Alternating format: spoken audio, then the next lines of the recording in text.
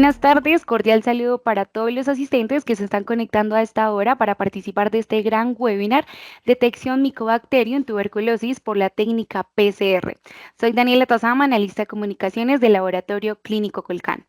Para este gran espacio tenemos algunas recomendaciones como mantener el micrófono y la cámara totalmente apagados. Si tienen preguntas, puede registrarla en el chat y serán resueltas al finalizar la charla. Recuerde que para obtener su certificado de asistencia deben diligenciar el formulario que se compartirá a través del chat.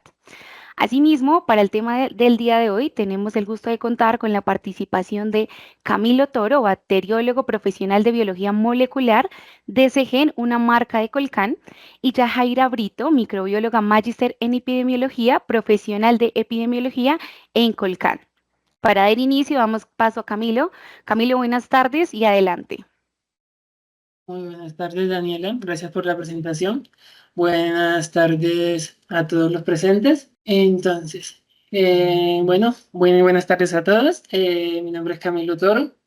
Vamos a proceder con la presentación de detección de Mycobacterium tuberculosis por la técnica de PCR. Entonces, primeramente, vamos a empezar hablando un poco del género Mycobacterium. Pues el género Mycobacterium son bacterias, las cuales son bacilos ácido alcohol resistentes, que tienen un tamaño, pues son muy pequeños, tienen un tamaño de 0.2 a 0.7 por 1 a 10 micras de tamaño. Son ligeramente curvados. Estas bacterias son aerobios estrictos, inmóviles, no formadores de esporas ni cápsulas y son de crecimiento lento, pues a diferencia de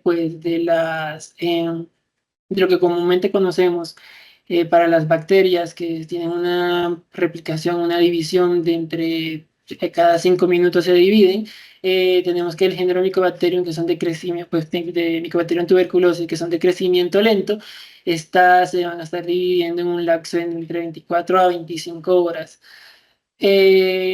Tenemos que la micobacteria como tal es muy sensible a las altas temperaturas, a la luz solar y a la luz ultravioleta. Y también que esta resiste o pues le va bien en las bajas temperaturas, a la congelación, y también es resistente a la desecación. Entonces aquí tenemos un gráfico de cómo es la pared celular de las micobacterias, que está, gracias a la composición de la pared celular que ésta tiene, es la que le confiere su capacidad de ser ácido alcohol resistente, es decir, que esta resiste a las decoloraciones con alcoholes pues, con los ácidos. Entonces, aquí como podemos observar en esta composición, tiene una membrana citoplasmática, está conformada por peptidoglicano, arabinogalactanos y los ácidos micólicos, que son la estructura que tiene, a diferencia de las otras bacterias comúnmente conocidas, que son los que le confieren esa capacidad de ser ácido alcohol resistentes. Entonces, cuando hablamos de Mycobacterium tuberculosis, nosotros nos referimos al complejo de Mycobacterium tuberculosis, que es un complejo que está compuesto por 9 tipos de micobacterias, entre los cuales tenemos a Mycobacterium tuberculosis, que es el responsable como tal del 95% de todas las afectaciones de la tuberculosis respiratoria. El otro 5% pues se le atribuye a los otros tipos de Mycobacterium, que son clínicamente indistinguibles. O sea, todas las bacterias que componen este complejo van a desarrollar el mismo cuadro clínico pues, en los pacientes. Entonces tenemos a Mycobacterium tuberculosis, Mycobacterium microti, Mycobacterium africanum, bovis, caneti, caprae, pinipedi, mungi y origes. Hablando un poco más acerca del estudio natural de la enfermedad y cómo se transmite y factores predisponentes, tenemos que la forma de transmisión para pues, contraer la enfermedad o tuberculosis es por contacto directo, pues por contacto con una persona que ya esté diagnosticada o que tenga la presencia del microorganismo, por gotas de saliva, por transmisión aérea, por los aerosoles que se puedan presentar al estar personas que ya tengan la enfermedad o pues en el caso de personas que son trabajadoras de la salud que manipulen ese tipo de muestras, pues aerosoles que se puedan derivar del manejo y la manipulación de pues dichas muestras, transmisión por fomites, pues cualquier tipo de utensilio de cocina, vasos, cucharas, que una persona que tenga tuberculosis use sin previa desinfección lo puede usar otra persona, pues se puede dar la transmisión por los fomites. Tenemos una serie de factores predisponentes que van a disponer a que las personas puedan contraer esta enfermedad o que la enfermedad se desarrolle, entre los cuales tenemos las deficientes condiciones socioeconómicas y sanitarias que se puedan presentar en un grupo poblacional. El hacinamiento pues, favorece el desarrollo de esta enfermedad, pues por eso en todos esos sitios como cárceles o en lugares en donde las personas viven pues, muy hacinadas o muy juntas en un espacio muy cerrado, con poca ventilación, que con poca luz solar, esto favorece a que la enfermedad se desarrolle. El estado inmunitario del sujeto, pues ahora como veremos un poco más adelante, la enfermedad, pues, entre el 90% de las personas que contraen Mycobacterium en tuberculosis que son inmunocompetentes son capaces de resolver la enfermedad sin presentar ningún tipo pues, de patología o de síntoma, pero también las personas que están inmunocomprometidas, personas que son VIH positivas o que tengan algún tipo de tratamiento, que estén en quimioterapia o cualquier tratamiento que comprometa el sistema inmune, son más susceptibles a contraer esta enfermedad. Y por último, personas pues, que presenten tabaquismo o alcoholismo, pues bien sabido, pues por el tabaquismo afecta como tal a los pulmones, nuestro el sistema pues como tal inmunitario, al igual pues que el alcohol. Las personas que son alcohólicas pues también tienden a tener un poco el sistema inmune deprimido. Entonces, pues una vez que tenemos la enfermedad activa de la pues, de tuberculosis, el paciente va a presentar uno o varios o todos los síntomas que se van a relacionar a continuación. Pues puede presentar tos con expectoración y sangre, dolor en el pecho, pérdida de apetito, escalofríos, tos que perduran más allá de 2 semanas o de 15 días, sudoración nocturna, una pérdida de peso pues repentina, fiebre y fatiga. Entonces, hablando un poquito más de cómo se da la inmunopatología, de cómo pues, se da la patología como tal de Mycobacterium tuberculosis a nivel de nuestro organismo, pues tenemos que una vez que los bacilos o la bacteria ingresa a nuestros pulmones, lo primero que van a hacer es que se van a encontrar con los macrófagos alveolares, que son la primera línea de defensa que tienen los pulmones contra los patógenos que llegan. Aquí se pueden presentar tres escenarios. El primero es que se cubre pues, de manera espontánea, pues que la micobacteria no logre llegar a establecerse y pues generar la enfermedad. Lo segundo es que se contenga, que es el 90% de los casos, cuando la persona a la que, hospedadera o la persona a la que entra la micobacteria es inmunocompetente, puede contener la infección. Y el otro caso es que se da la enfermedad aguda, que es ya cuando está el paciente pues inmunocomprometido. Entonces, lo primero que pasa es que la micobacteria en tuberculosis induce a los macrófagos alveolares para que estos lo fagociten.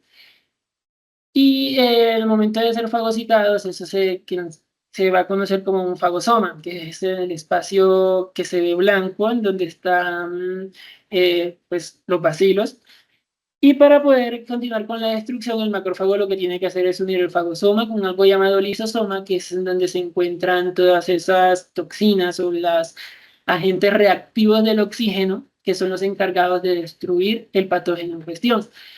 Pues en este caso, gracias a que en Mycobacterium tuberculosis se produce una gran cantidad pues, de amoníaco y eso, y otros tipos de sustancias, él va a inhibir esa fusión del fagosoma con el lisosoma para poder sobrevivir y quedar dentro del macrófago alveolar. Así él se va a seguir replicando dentro del macrófago y pues así va a poder burlar por un tiempo el sistema inmunitario pues del hospedadero.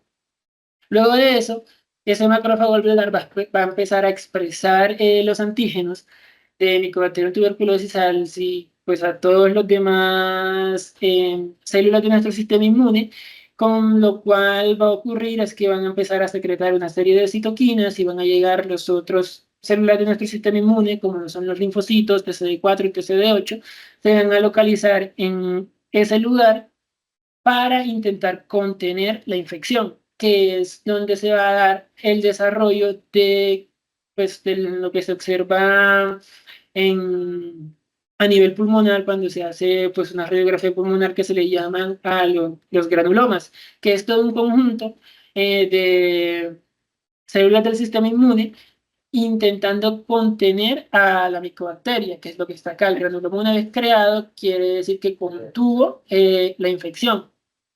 Hasta aquí, cuando llegamos a este punto, se puede decir pues, que es una tuberculosis latente, pues, porque pues, está en el sistema, en nuestro sistema, pero no está desarrollando ningún tipo de enfermedad. Puede ocurrir el caso de que dure durante años en ese estado y hasta que el sistema inmune de sujetos se haya comprometido, es donde se da una reactivación, porque pues el sistema inmune falla en esa contención, se rompe el granuloma y se da la reactivación de la enfermedad y la diseminación de, pues, pues, de la tuberculosis. Entonces, hablando ya sobre cómo hacemos la detección a nivel molecular, tenemos que a nivel genético tenemos los blancos moleculares para la detección de la micobacteria tuberculosis. A nivel genético, se usa la secuencia de inserción IS6110, que es una secuencia que es estructuralmente conservada en todas las bacterias del complejo de Mycobacterium tuberculosis, y como tal, al ser pues conservada y que no varía entre las especies, entre el complejo de Mycobacterium tuberculosis, es el target que tenemos para realizar la detección mediante la técnica pues de PCR. Pues esta es una secuencia de inserción que se encuentra pues una parte del genoma de la bacteria, pues cabe aclarar que para la técnica de PCR, hacer una técnica molecular, lo que nosotros hacemos es detección del ADN de la bacteria en sí. Entonces, también hablando por otra parte, sobre lo que detectamos también en nuestra técnica de PCR es que también detectamos la sensibilidad a ciertos fármacos hacia la bacteria. Entonces hacemos detección de sensibilidad de fármacos a primera línea y de segunda línea. Entonces aquí vemos todos los genes que se encuentran asociados a la resistencia o sensibilidad de la micobacteria a ciertos fármacos. Lo más importante son el gen RPOB, que es el encargado, aquí, el gen RPOB, eso que vemos acá en este lado, es el encargado pues de conferir, cuando hay una mutación, se ve encargado de conferir la resistencia a la rifampicina. Por acá por este lado tenemos el gen CAT y el gen INHA, que son los que se ven involucrados en la resistencia a la isoniazida. Tenemos por este otro lado el gen GIRA, que es el que le confiere la resistencia a las fluoroquinolonas. Y por acá tenemos al gen IS, que son los que se encargan a conferirle la resistencia a las drogas inyectables, que son ya hacen parte pues, de la segunda línea. Entonces, pues ampliando un poco más este tema de los mecanismos de resistencias, aquí tenemos los mecanismos de resistencia y qué acción tienen pues sobre los fármacos y pues sobre las dienas que estamos pues nosotros identificando. Entonces, para isoniazida, que es un fármaco de primera línea, este fármaco se encarga pues de inhibir la síntesis de los ácidos micólicos de la pared celular de la micobacteria. Estos están asociados al gen CAT, CATG y al INHA. Entonces, cuando se da una mutación en uno de estos genes, pues no va a encontrar, pues no se va a poder activar el profármaco, que es el profármaco es el que va a ayudar a activar a la isoniazida pues, para que cumpla su función de inhibir la síntesis de los ácidos glicólicos. Y esto también altera la enzima en la síntesis de la pared para disminuir la actividad de, pues, el INHA que elimina el profármaco activo. Para el caso de la rifampicina, pues la rifampicina inhibe la ARN polimerasa para la síntesis de proteínas. Entonces, como cuando se da una mutación en ese gen, cuando él codifica pues la ARN polimerasa para que siga la síntesis de proteínas, pues ya alteró la diana a la cual el fármaco va a ir dirigido pues para inhibir esa producción o replicación pues de la bacteria. Entre los otros que tenemos, pues aquí están los otros tipos de medicamentos que se pueden usar, que es el etambutol, que inhibe la síntesis del arabinogalactano de la pared celular, la piracinamida, que inhibe la síntesis de los ácidos glicólicos, alterando el equilibrio enérgico, la estreptomicina, que inhibe la proteína ribosomal y la síntesis pues, de las proteínas.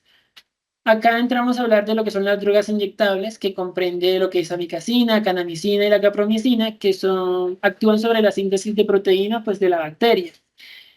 Aquí tenemos los genes RRS y EIS, que son los dos genes que están detectados por la técnica molecular, que al presentar mutaciones sobre ese gen, pues ya no se van a poder inhibir pues, la síntesis de proteínas, porque no se va a pues, alterar también el blanco sobre el cual va a actuar el fármaco.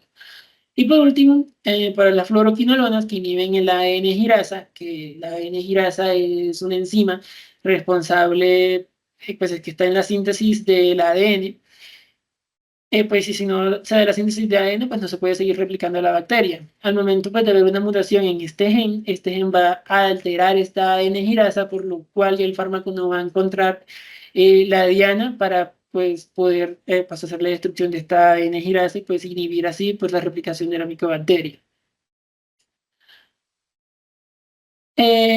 Hablando ya un poco de lo que son las definiciones de la resistencia según el tipo de fármaco al cual la micobacteria pues genere esta resistencia, podemos hablar de una monoresistencia cuando la cepa de Mycobacterium en tuberculosis solamente resiste pues a un fármaco antituberculoso, cualquiera de los que se mencionaron pues anteriormente. Hablamos de una polirresistencia cuando tenemos una cepa que resiste a más de un fármaco antituberculoso, pero diferente a isoniazida y rifampicina simultáneamente. Tenemos multiresistencia o una tuberculosis MDR cuando tenemos una cepa de Mycobacterium tuberculosis que resiste a rifampicina e isoniazida simultáneamente. O pues estos dos simultáneos combinados con otro fármaco antituberculoso de primera línea. Tenemos una tuberculosis extensivamente resistente a fármacos o tuberculosis XDR cuando tenemos un caso de Mycobacterium tuberculosis que ya es MDR, es decir, es resistente a rifampicina e isoniazida y además es resistente a una fluoroquinolona y al menos a uno de los medicamentos inyectables de segunda línea como lo son amicacina, canamicina o la capromicina. Y ya en la resistencia global es cuando ya prevalecen todas estas resistencias a cualquier medicamento, que es lo que, pues sí, una resistencia global es una resistencia a todos los medicamentos, tanto de primero como de segunda línea. Entonces, pues ya pasando lo del tema de las generalidades como tal de la tuberculosis y del patógeno que lo ocasiona, vamos a hablar un poco general, pues en general de lo que es la técnica de PCR a manera global. Entonces, pues la técnica de PCR es una técnica que pues, su nombre abreviado es PCR, pero en realidad es reacción en cadena de la polimerasa, en donde nosotros involucramos aquí pues tres pasos. Lo primero que se hace para poder hacer la técnica de PCR es una extracción en la cual se va a realizar la lisis de la muestra y la purificación de los ácidos nucleicos. Una vez que se haga esta lisis y purificación de los ácidos nucleicos, pasamos a otra etapa que es la etapa de la amplificación. La etapa de la amplificación consiste en, como su nombre lo indica, amplificar ese material genético que fue purificado en la etapa de extracción y pasarlo de unas cantidades pequeñas a millones de copias que puedan ser detectadas por nuestro sistema. Entonces, pues en este caso, pues actúan varios tipos de compuestos, como son los la polimerasa, primers, cebadores y tipos de los nucleótidos que van a seguir replicando en cada ciclo, van a ir replicando exponencialmente ese material genético hasta tener unas millones de copias que vamos a poder detectar.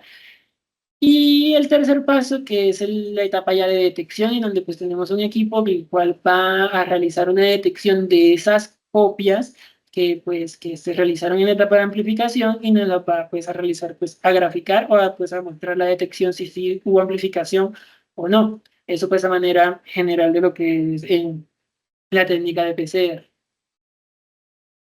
Entonces, ya hablando un poco pues de las técnicas o de los sistemas que nosotros manejamos acá en Polcam, en el Centro de Genómica, tenemos pues, dos sistemas por los cuales nosotros realizamos la prueba o la identificación de micobacterias de tuberculosis. Tenemos los kits de Aniplex, que son de Syngene, de una marca del sistema comercial Syngene, en el cual tenemos dos kits, en el cual hacemos la detección de Mycobacterium tuberculosis y resistencias a fármacos de primera línea, que es conocido como MTB-MDR, y el otro que hace detección de Mycobacterium tuberculosis, sensibilidad a fármacos de primera línea y segunda línea, que se conoce como MTB-MDR-XDR. Entonces, para estos dos kits que son pues, de la casa comercial de CIE, nosotros siguiendo pues, los pasos que les había comentado anteriormente, tenemos un sistema automatizado de extracción y purificación de ácidos nucleicos, que el cual es un equipo en el que es totalmente pues, automatizado. Él hace pues extracción, purificación y automáticamente prepara con estos reactivos que son los de amplificación, prepara la amplificación para luego ser transportados a un sistema que es un termociclador, que es en que se encarga pues, de hacer varios ciclos pues, de calentamiento y de lectura pues, para hacer la amplificación. El otro sistema que manejamos acá es el de GeneXpert, Rift Ultra, que es el encargado pues, de hacer la detección de Mycobacterium tuberculosis y la sensibilidad, pero solamente al fármaco de primera línea, rifampicina. Entonces, entrando a hablar sobre el primer sistema, que es el que utilizamos, que es el de la marca de Sigin, usamos las técnicas de Aniplex. Para la lisis, la extracción, la lisis y la purificación de ácidos nucleicos, él hace una extracción con la metodología, con la técnica de perlas magnéticas. Entonces, ¿esto en qué se basa? Pues tenemos una muestra, la cual nosotros ingresamos las muestras ya pretratadas al equipo, y el equipo se encarga de hacer todos estos pasos, pues a grandes rasgos se los estoy describiendo pues, de todo lo que hace el equipo. El equipo empieza a hacer un análisis de todas las células y todos los dendritos celulares que se encuentran en esa muestra, adicionando un buffer que va a hacer el análisis pues, de las células y como tal ya de las micobacterias, porque pues como vamos a hacer detección de ADN y pues como tal el ADN se encuentra dentro, o bien sea de una célula o pues en este caso el ADN se encuentra dentro de las bacterias. Entonces tenemos que lisar esas bacterias para hacer que ese ADN pues, salga. Esto también se ayuda gracias a que él hace un análisis enzimática con proteínas acá, que es una enzima que va a ayudar pues, a degradar todas esas células, los detritos celulares, y también hace un análisis mecánica utilizando calor y también pues calor y agitación, porque pues, el equipo también agita y hace eh, para pues, ayudar con las perlas magnéticas y eso, pues hacer la lisis. Luego, con las perlas magnéticas también se hace la purificación de los ácidos nucleicos. Esto basándose en la carga negativa, que pues el ADN tiene una carga negativa. Entonces, basándose en eso, debido a la polaridad negativa más la polaridad positiva que tienen las perlas magnéticas y debido a que pues, las cargas negativas con la positiva se atraen, pues el ADN se pega a esas perlas magnéticas y de ahí, con un magneto que tiene el equipo, separa esas perlas magnéticas que contienen el ADN y empieza a realizar una serie de lavados para eliminar todos aquellos dendritos celulares o desechos que ya no nos interesan y así obtener al final ADN ya purificado. Con este ADN purificado, luego de haber pasado por toda la etapa de extracción, es que va a pasar a la etapa de amplificación. Entonces, en Colcan, nosotros se manejan 3 códigos para la detección de Mycobacterium en tuberculosis y para pues, la sensibilidad de los fármacos a primera línea, los cuales son 1810, 755 y T76. Estos 3 códigos van a realizar lo mismo, la detección del complejo Mycobacterium en tuberculosis y la sensibilidad a los fármacos de primera línea de rifampicina e isoniazid. Entonces, mostrando aquí un poco como lo que detecta el kit que manejamos. Este kit detecta, como les había comentado anteriormente, la secuencia de inserción IS6110, que es para detectar pues, el complejo de Mycobacterium tuberculosis. Además de esto, también detecta 25 mutaciones asociadas con las resistencias a los fármacos de primera línea. Detecta 18 mutaciones para la resistencia a rifampicina, que son todas estas mutaciones que se observan acá abajo, los targets para los cuales tiene la PCR, sí, targets dirigidos, que son los que va a detectar, y detecta 7 mutaciones para detectar la resistencia a isoniazida, que pues los targets como tal para rifampicina están dirigidos hacia el gen RPOE, y para la resistencia a isoniazida tenemos 4 targets que están dirigidos para el gen CAG y 3 targets que están dirigidos para para el promotor del gen INHA. Para la otra prueba que manejamos, que es conocida acá con el código, es la prueba con el código 1570, que es la que nos hace la detección del complejo Mycobacterium tuberculosis, nos detecta, además de las mutaciones mencionadas anteriormente en el kit MDR, o sea, detecta esas mutaciones y detecta además las extremodrogos resistentes, que son las mutaciones para la sensibilidad a fluoroquinolona y las drogas inyectables. Entonces, además de todos estos targets que se les mostró con este kit, pues el kit del 1570 o de MDR XDR detecta estas mutaciones más estas que se encuentran relacionadas acá. Tiene 13 targets para detectar las drogas, para la sensibilidad de drogas de segunda línea. Y nos detecta 7 mutaciones a nivel del gen que confiere resistencia a las fluoroquinolonas y 6 mutaciones a nivel de los genes que confieren resistencias a las drogas inyectables.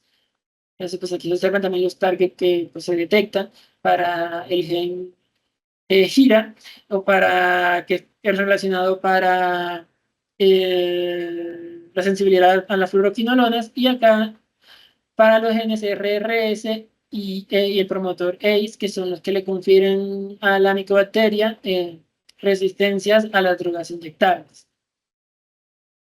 Entonces, ¿cómo hacen, hablando puntualmente de cómo hace la detección estos kits, que son los que les comenté anteriormente, la amplificación de Aniplex de Sigin? Ellos tienen un sistema que se llama doble primer oligonucleótido, que esto es un primer que nos ayuda a eliminar todas las amplificaciones inespecíficas que se pueden presentar en una PCR múltiplex, porque pues esta PCR detecta, como pudieron observar en dispositivos anteriores, detecta múltiples targets en una sola muestra. Entonces, para poder eliminar este tipo de amplificaciones inespecíficas que se pueden dar al momento de analizar tantos analitos en una sola pozo de muestra, él tiene estas sondas que si se unen específicamente van a la TAC polimerasa a reconocer esta sonda que se unió al blanco específico o el blanco target que estamos buscando, que en este caso es la secuencia de inserción y ese es el 6110 que estamos buscando para Mycobacterium tuberculosis. La TAC polimerasa reconoce esta, pues que se unió este primer y empieza a hacer la amplificación. Continúa en este sentido y al encontrarse con un pitcher, que es otra sonda que contiene pues nuestros reactivos, que también pues es específico, hay una porción de este pitcher que es, por decirlo así, lo que se va a unir con nuestro detector para dar la señal que va a emitir a nuestro equipo y va a decir que sí hay presencia del target que estamos buscando. Entonces, cuando empieza a amplificar esta parte que nos unió, que hace parte del pitcher, que es específico también para esa secuencia de inserción, debido a la actividad de hexanucleasa que tiene la tal polimerasa, él detecta que esa parte que no se unió para pues, seguir con la amplificación o para la replicación de ADN, pues como tal no sirve para continuar con la amplificación, él corta esa parte y la libera. Pero esta parte, aunque no es específica para nuestra secuencia de inserción que estamos buscando, sí es específica para nuestro catcher, que es otra de las sustancias que están presentes en el reactivo, que es lo que va a emitir la señal que nuestro equipo va a detectar cuando pues, hay presencia de Mycobacterium tuberculosis. Como si es específica para lo que nos va a dar la señal, esta porción se va a unir y va a continuar con la amplificación en esta otra parte, que es otra parte, eh, como tal es otra parte como si fuera, es un primer que tiene una otra secuencia que va a seguir amplificando. Al momento de seguir amplificando, él va a separar el fluoróforo de un quencher, que es un inactivador de esos fluoróforos.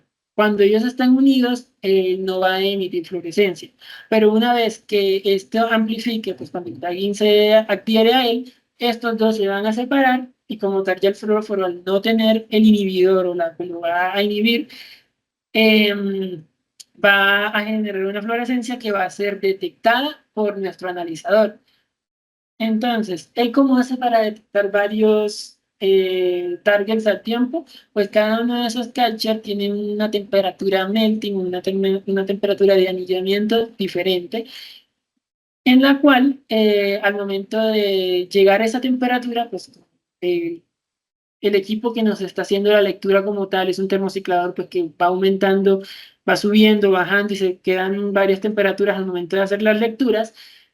Él a ciertas temperaturas va a generar, pues va a empezar a leer y si él detecta fluorescencia va a empezar a hacer una gráfica en donde pues, nos va a representar, sí, aquí hay una, pues para ese target que estamos buscando, está positivo porque pues ahí se ve la curva de la amplificación y si hubo fluorescencia y hubo detección. Entonces, así básicamente como hace el sistema de Aniplex, sí, hace la detección de esos blancos moleculares que se buscan en una muestra.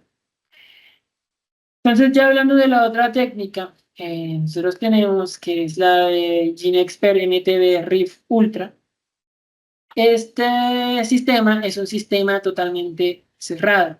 Es decir, la única manipulación que tiene por parte del operario es pues, la adición de la muestra en ese cartucho que pues vemos aquí.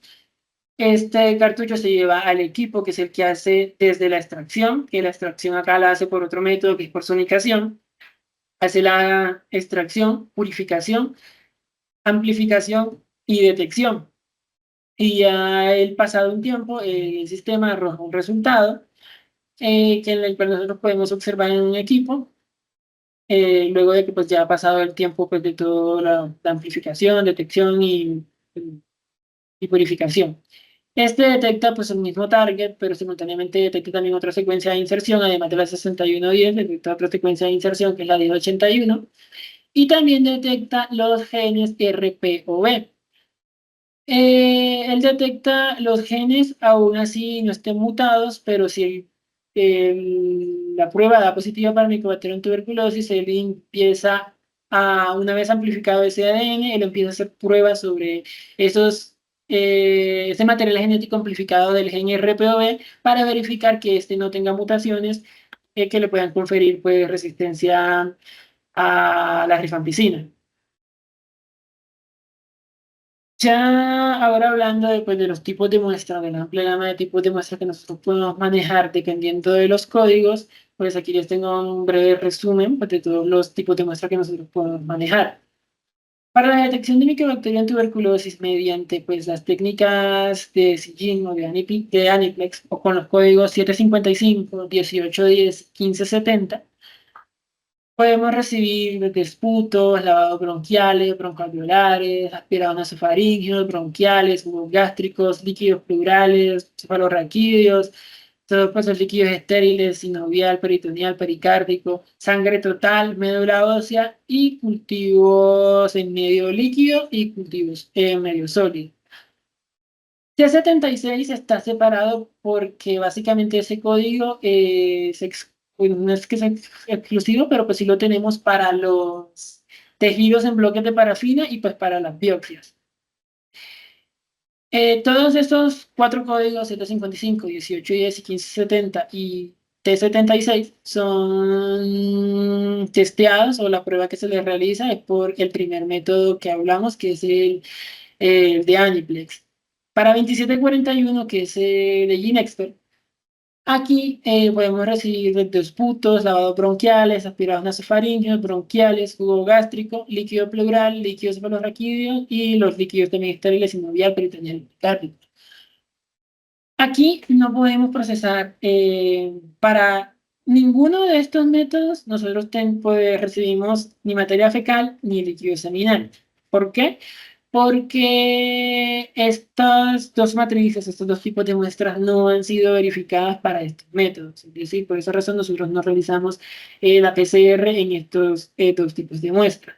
Y para el 2741 no podemos realizar ni en sangre total, ni en médula ósea, ni en los cultivos, ni líquidos ni sólidos, pues porque tampoco se hizo la verificación para ese método, para estos tipos de muestras.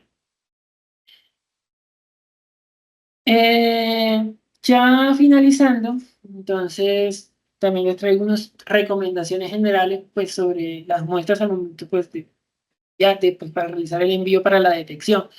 Pues lo primero que todo que se recomienda pues, por normatividad es que los esputos deben ser recolectados en un frasco de boca ancha, pues que le facilite al paciente poder expectorar y que todo lo que expectoró, si caiga dentro del recipiente, pues sea enviado para el testeo de la prueba. Rotular completamente todo pues el frasco donde se va a enviar la muestra, pues el nombre y documento del paciente, pues no colocar un solo nombre, pues, porque a veces colocan que Camilo y pues ya queda así, pues un solo nombre, sin documentación, sin nada, pues algo otro tipo con lo cual uno pueda verificar que sí corresponde pues ese tipo, esa muestra a ese paciente. Ahora también es importante que también en esa rotulación incluyan la fecha de recolección de la muestra, porque es algo que pues nos están exigiendo desde Secretaría de Salud que tenemos que indicar la fecha de la recolección de la muestra.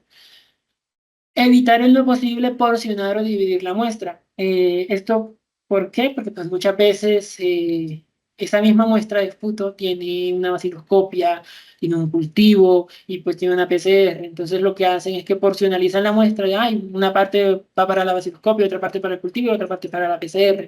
Lo ideal es que se procese de la misma muestra que se haga desde la vaciloscopia al cultivo, la misma muestra que se tiene que hacer para pues, la PCR, debido a que si se porcionaliza la muestra o se envía otra muestra diferente, puede que o se disminuya la carga bacilar en esa muestra o si se recoge una muestra nueva para enviarla para hacerle la PCR, puede que en esa muestra el paciente no haya expectorado los bacilos y por lo tal pues no pueda dar o un resultado diferente a lo que se obtenga o en la vaciloscopia o en el cultivo. Indicar el tipo de muestra enviado, es decir, si es un lavado, indicar si es un lavado bronquial, si es un lavado broncoalveolar, si es un aspirado, si es el aspirado de qué sitio anatómico, pues porque muchas veces colocan lavado o aspirado, pero no indican el tipo, pues el sitio anatómico en el cual fue tomado la muestra, y pues es donde también nos vemos un poquito retardados al momento de liberar el resultado, porque no tenemos, nos toca pues contactarnos con el cliente para que nos confirme el sitio anatómico pues, de la muestra. Hablando de los cultivos enviados, toca también que nos indiquen el tipo de muestra primario que fue cultivado pues, en el cultivo para poder pues liberar el resultado, porque eso también es algo que nos afecta, pues porque nosotros nos toca reportar esos resultados y por parte de epidemiología les toca hacer un libro de tuberculosis en el cual tienen que especificar concisamente qué tipo de muestra es el que fue cultivado en esa muestra procesada. Y por último, tenemos que pues evitar enviar los líquidos pleurales o cualquier otro líquido que vayan a enviar con heparina. En su defecto, pueden usar citrato o hepta. ¿Por qué heparina? Porque pues hemos visto, o pues la heparina se sabe que es un inhibidor de pues la PCR. Entonces, en muchos casos que nos envían líquidos plurales que tienen una concentración muy elevada de heparina, esta lo que hace es interferir con la PCR y pues nos va a dar un resultado inválido y pues toca solicitar una nueva muestra pues en esos casos. Y ya, eso fue todo.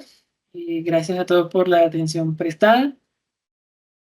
Ahorita creo que continúa mi compañera para hacer su presentación de epidemiología.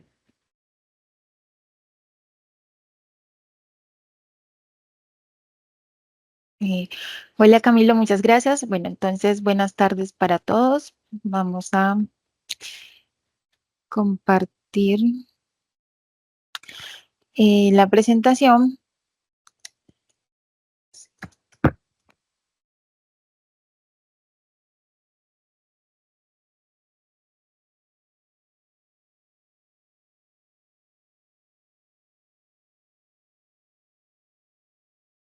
Bueno, buenas tardes para todos. Me presento. Mi nombre es Yajaira Brito, soy microbióloga, magíster en epidemiología.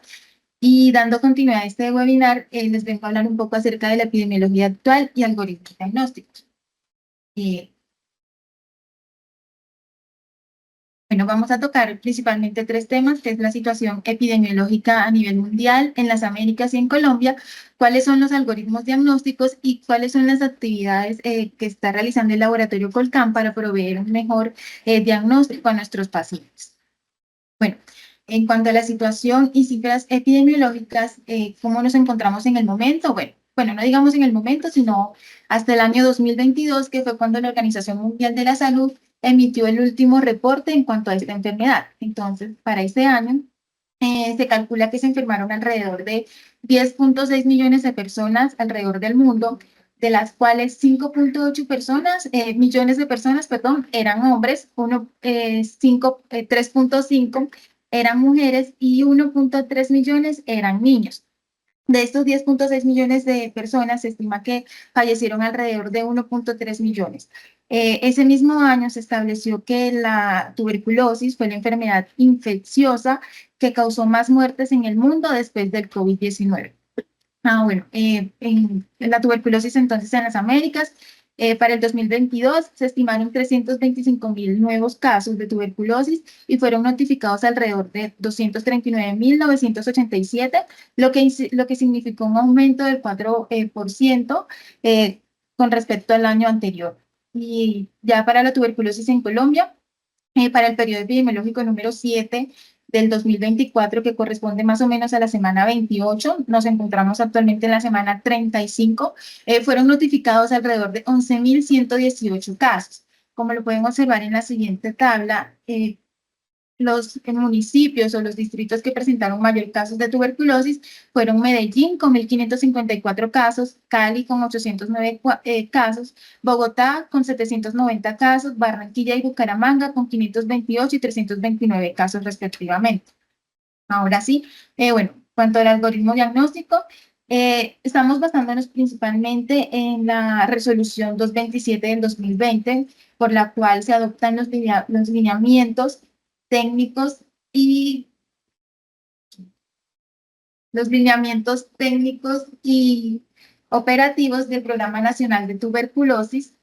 Entonces, ellos tienen cuatro poblaciones, las cuales son en la población en general, a los cuales se considerará sintomático respiratorio a toda persona que presente tos y expectoración por más de 15 días. Sin embargo, aquí vamos a tener en cuenta principalmente la edad del paciente, si éste presenta alguna comorbilidad y su estado inmunológico. ¿Listo? Entonces también tenemos otro grupo que es en aquellas personas que viven con VIH o que presenten patologías o tratamientos inmunosupresores. Entonces, se considerará sintomático respiratorio a quien presente tos con o sin expectoración, fiebre, pérdida de peso o sudoración nocturna en cualquier tiempo de duración. Por otro lado, presentamos a la población vulnerable, que incluye a aquellos habitantes de calle, a la población étnica, personas privadas de la libertad, también el personal de la salud, a personas que vivan en zonas rurales o zonas rural dispersas y a las personas migrantes. Entonces, acá el criterio será tos y expectoración por más de 15 días para contactos de personas afectadas por tuberculosis, en este caso el personal de la salud, se tomará como criterio tos y expectoración de 1 o más días de duración. Bueno, aquí también es importante tener presente que para aquellas personas que sean de población indígena o que sean de zonas rurales, se va a tomar o se puede considerar menos días debido a que son personas que tienen difícil acceso a los sistemas de salud.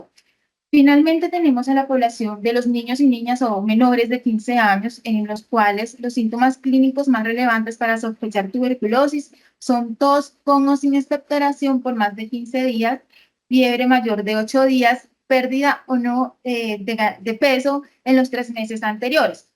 Aquí con esta población, con este tipo de pacientes, también se va a tener en cuenta la historia de contacto con una persona adulta que haya padecido la enfermedad o que en el momento se encuentre cursándola. Bueno, entonces ahora, teniendo en cuenta esas poblaciones, vamos a definir de qué manera se va a realizar el diagnóstico para estos pacientes. Bueno, primero tenemos entonces a la población en general, que inicialmente se le va a solicitar una vaciloscopia seriada de esputo y radiografía de tórax. Si la vaciloscopia nos da positiva, se solicitará entonces una prueba molecular con identificación y pruebas de sensibilidad a fármaco. Si por el contrario la vaciloscopia resulta negativa, entonces se va a solicitar cultivo en medio líquido y pruebas moleculares con pruebas de sensibilidad a fármacos.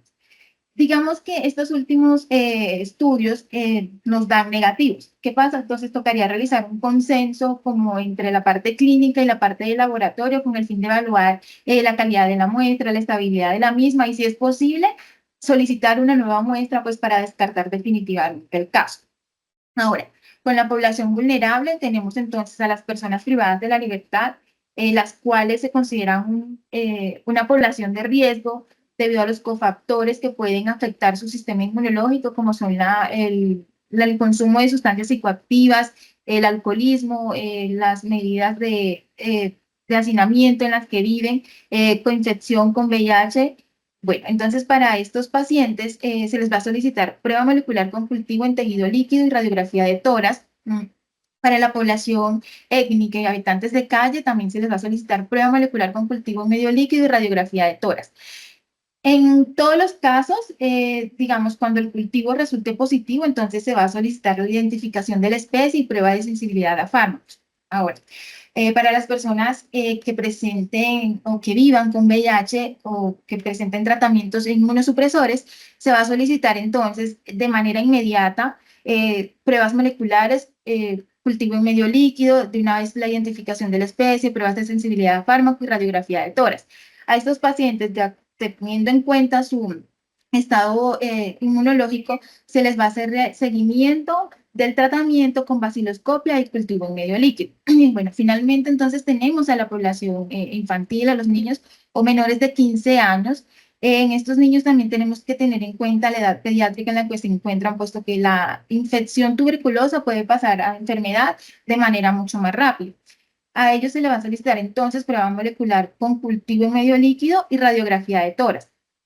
Acá con estos pacientes es muy importante tener en cuenta que la obtención de las muestras es un poco complicado, principalmente el esputo, por lo que entonces se le va a solicitar como adicional una prueba de tuberculina que sirva de apoyo para evaluar el contacto con la enfermedad. Y si de acuerdo a su resultado, bueno, si el paciente resulta positivo, se le va a solicitar una prueba voluntaria de VIH. Bueno, para el caso de la tuberculosis extrapulmonar, entonces acá las manifestaciones clínicas van a depender principalmente del órgano que se encuentra afectado y en todos los casos se debe realizar como una investigación a ver si está presentando síntomas a nivel pulmonar. Bueno, entonces, en todos los casos, lo que se va a hacer es solicitar un cultivo en medio líquido de muestras de tejido o líquidos con identificación de especie y pruebas de sensibilidad. Para el caso de la tuberculosis latente, lo primero que se debe hacer es descartar una tuberculosis activa. Ya una vez descartada la tuberculosis, se va a solicitar una prueba de tuberculina. Ahora, si esta prueba resulta negativa, se deberá repetir a las 3 semanas. Si por el contrario resulta positiva, se solicitará una radiografía de tórax. En esta radiografía lo que se va a hacer es evidenciar si hay o no lesiones sugestivas de la enfermedad. En caso tal no las haya, entonces se dará tratamiento para la tuberculosis latente de manera inmediata. Bueno, por otro lado, entonces tenemos cuáles son las acciones realizadas por parte del laboratorio Colcan para proveer entonces un mejor diagnóstico a nuestros pacientes. El programa del área de microbiología, de epidemiología del laboratorio Colcan cuenta con un programa especial de tuberculosis para hacer seguimiento a todos estos tipos de casos. Tenemos una mesa de ayuda en la cual se colocan todos los casos positivos para tuberculosis, bien sea PCR, cultivo o baciloscopia, ¿listo? Acá lo que hacemos es que por medio del correo electrónico tuberculosis@laboratoriocolcam.com se le envían notificaciones a nuestros clientes con el fin de solicitarles adiciones en caso tal las necesiten y bueno, las necesiten. Una vez enviada la notificación, pues ya el cliente decide si les autoriza o no. Lo ideal es que por favor las autoricen para poder dar cumplimiento al algoritmo de nuestros pacientes. Si inicialmente no las autorizan, se vuelve a mandar una renotificación. Ya si no es posible, pues el contacto con el cliente, entonces enviamos estos pacienticos a los entes departamentales. Ya una vez que el ente departamental generalmente nos colaboran, pero cuando en los casos en que no, se envían todos esos pacientes a la Secretaría de Salud de Bogotá o al Instituto Nacional de Salud con el fin de que ellos ya nos puedan colaborar ubicando estos pacientes para poder darles el diagnóstico preciso y eh, poder darles el tratamiento. Bueno, ya por otro lado, como mi compañero les mencionaba anteriormente, es importante, nosotros contamos o debemos enviar a los entes territoriales un libro de tuberculosis en el cual nos solicitan, por decirlo así, varios campos. Entonces, estamos evidenciando que al momento de realizar la remisión de las muestras o de ingresar a los pacientes por presolicitud en nuestra oficina virtual, no están ingresando los datos completos, ¿sí? Entonces, es importante la fecha de nacimiento del paciente, la aseguradora o la EAPB del paciente, así como la fecha de la muestra y el tipo de muestra. Esto con el fin de nosotros poder dar cumplimiento con lo requerido por los entes territoriales y poder enviar el libro con los datos que nos piden, ¿sí?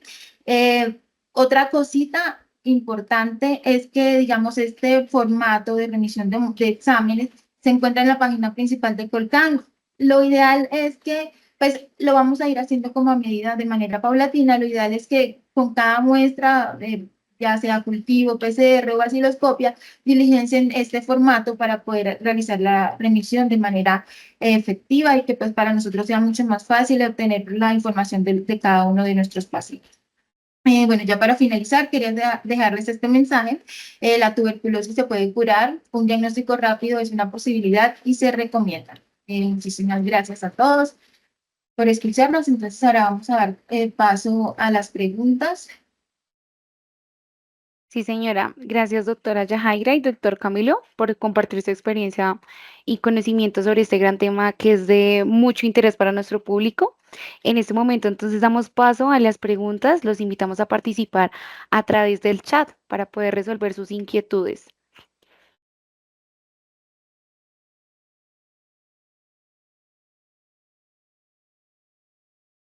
Sin embargo, desde redes sociales nos realizan la siguiente pregunta. ¿Cuáles son las definiciones de caso de tuberculosis? Te la confirmo nuevamente. ¿Cuáles son las definiciones de caso de tuberculosis? Sí. Bueno, sí, tenemos entonces dos definiciones de caso, que es uno que es cuando es bacteriológicamente confirmado, perdón, que es el caso cuando nos envían las muestras de PCR, vaciloscopia o cultivo, pues que salen positivos. Y también tenemos el caso clínicamente diagnosticado, que es cuando, digamos, el médico, bueno, al paciente todas las pruebas les salen negativas, entonces él dice, o sea, él tiene una sospecha alta de que el paciente sí está cursando la enfermedad, entonces a través de las radiografías, tomografías, incluso la clínica del paciente o nexos epidemiológicos, pues confirma el caso de esta manera. Entonces serían esos dos. Caso confirmado de manera bacteriológica, bueno, bacteriológicamente confirmado y clínicamente diagnosticado. Vale, en el chat nos pregunta, ¿requiere una concentración específica de ADN para la PCR?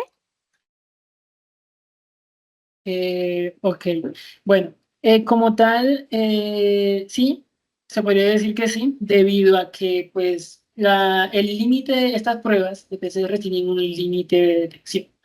El límite de detección que se maneja pues, para estas pruebas que pues, se encuentra en cada uno pues, de los resultados emitidos es de 20 copias por reacción. Eso quiere decir, estamos hablando de 20 copias de ADN, que es muy diferente pues, a unidades formadoras de colonia. Em, si pues, las copias como tal amplificadas están por debajo de este límite, o sea, de toda la muestra no se alcanzó a tener más de 20 copias o las 20 copias en esa prueba, no va a alcanzar el límite de detección y por lo cual pues en nuestra prueba nos va a dar en el caso no detectable. Ok, la misma persona pregunta, ¿y las muestras líquidas necesitan pretratamiento? No, para las muestras que son líquidas, estamos hablando de líquidos estériles, lavados y ese un tipo de muestras, no necesitan ningún tipo de pretratamiento. En el caso de los que son jugos gástricos, para el caso que necesiten realizarle una prueba de pues, microbiología, que es el que necesitan pues que la bacteria sea viable al momento pues de llegar a hacerle el cultivo, es recomendable que sea tratado con bicarbonato, pues para poder neutralizar los jugos gástricos que son ácidos que pueden pues comprometer la viabilidad de la bacteria. Ok, doctor Camilo, también nos realizan otra pregunta. ¿Cómo deben enviarse las muestras incluidas en parafina y cuál es el porcentaje de recuperación de MTB en este tipo de muestras? Bueno, para lo que son los bloques de parafina, como su nombre lo indica, es un tejido que se encuentra pues parafinizado en un bloque, pues, porque le mandaron a hacer pues cualquier tipo de prueba citopatológica para evidenciar si tiene alguna evidencia en el tejido de la necrosis caseosa que es sugestiva de una infección por Mycobacterium en tuberculosis. Una vez pues que pues, el patólogo evidencia este tipo de lesiones o algo que sea sugestivo de Mycobacterium tuberculosis, pues nos envían los bloques de parafina para nosotros realizarle pues, la prueba de PCR. Acá pues los bloques pues llegan totalmente al tejido parafinizado. Acá nosotros tenemos que hacer un procedimiento en el cual realizamos cortes de ese bloque de parafina. Se hace una desparafinización para retirar toda la parafina que se puede encontrar en ese tejido para así tomar el tejido como tal y proceder a llevarlo pues a extracción y amplificación.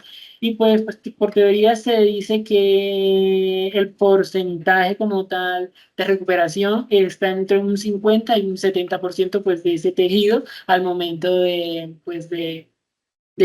terminar con la desparafinización. Perfecto.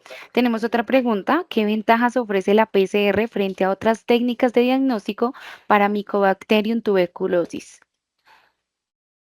Bueno, las ventajas que ofrece la técnica de PCR es la rapidez o la celeridad en la cual nosotros tenemos ese resultado sobre ese paciente por el cual estamos estudiando. Pues como tal, teniendo en cuenta de que realizar una vaciloscopia tiene un porcentaje de sensibilidad algo bajo, como entre un 70% más o menos, pero pues en caso de los que no se cuente con otro tipo de método diagnóstico, pues ese método que una vaciloscopia nos sirve. Un cultivo de líquido sólido de Mycobacteria, pues nos puede estar tardando en arrojar un resultado hasta 42 días después pues, de realizar la siembra pues, de la muestra. En cambio, pues con la técnica de PCR nosotros podemos estar obteniendo resultados casi que a las 24 horas de ingresar la 24 48 horas de haber ingresado la muestra pues, en procesamiento, debido a pues que como tal, entre lo que se lleva desde extracción, amplificación y lectura, serían unas 10 horas más o menos, 10 horas, 12 horas pues, para liberar un resultado. Entonces, esa es la ventaja pues, que se le podría ofrecer en cuanto con la técnica de PCR. En comparación con otros métodos de diagnóstico, pues la celeridad en la que se puede emitir un resultado que pues a la larga puede impactar positivamente en el caso pues de instaurar un tratamiento a un paciente. Listo, perfecto. Ya para finalizar, en este espacio de preguntas, la última dice, ¿qué innovaciones recientes en PCR podrían mejorar el diagnóstico de tuberculosis en el futuro?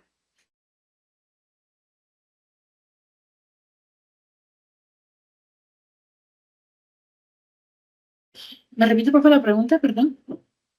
¿Qué innovaciones recientes en PCR podrían mejorar el diagnóstico de tuberculosis en el futuro? Bueno, pues eso que en campo de innovación y pues en el futuro, pues teniendo en cuenta pues, de que ya con las técnicas que se manejan como tal, pues se tiene una gran pues, por decirlo así, una gran técnica para la detección, pero pues en algo en lo que sí se podría pues innovar sería pues en la adición de otros targets como tal. Como pudimos observar en una parte de nuestra presentación, habían otros targets que pues podían detectar otros tipos de fármacos diferentes pues a los principales. Pues consideraría yo que algo de innovación que se podría pues hacer para poder generar más impacto en esa em, pues sí, en ese diagnóstico sería pues como agregar un poco unos cuantos targets más para la detección de otras sensibilidades, por decirlo así.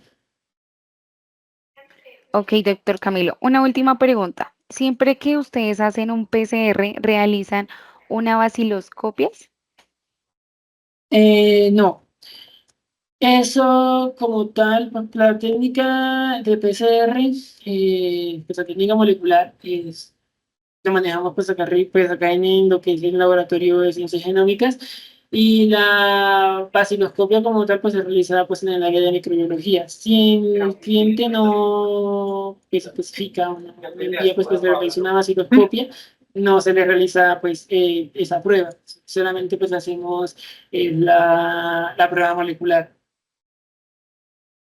Listo, perfecto. Muchas gracias, doctor Camilo. Gracias, doctora Yajaira. Sin más preámbulo, Gracias a damos usted. paso, dale, damos paso a Paola López, ejecutiva comercial de Segen, una marca de Colcan que nos compartirá una información de interés sobre ciencias genómicas. Paola, adelante.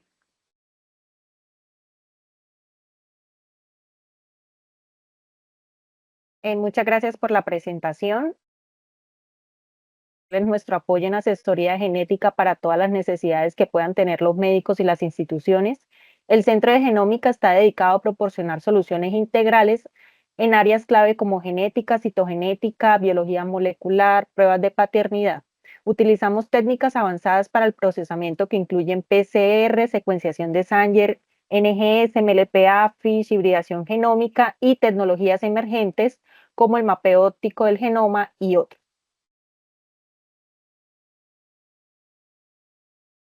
Dani, ¿me ayudas con la siguiente? Ok. La unidad de Segen dispone de un amplio portafolio de pruebas genéticas que pueden consultar en nuestra página web accediendo a la pestaña de servicios y portafolio de exámenes, donde podrán buscar las pruebas por nombre, CUTS o en orden alfabético. En este caso, por ejemplo, si buscaba un Mycobacterium en tuberculosis, DNA y resistencias, encontramos información detallada, incluyendo el código, el CUTS, la técnica utilizada, el tipo de muestra y la importancia clínica, además de otras observaciones necesarias para realizar la toma de la muestra correcta.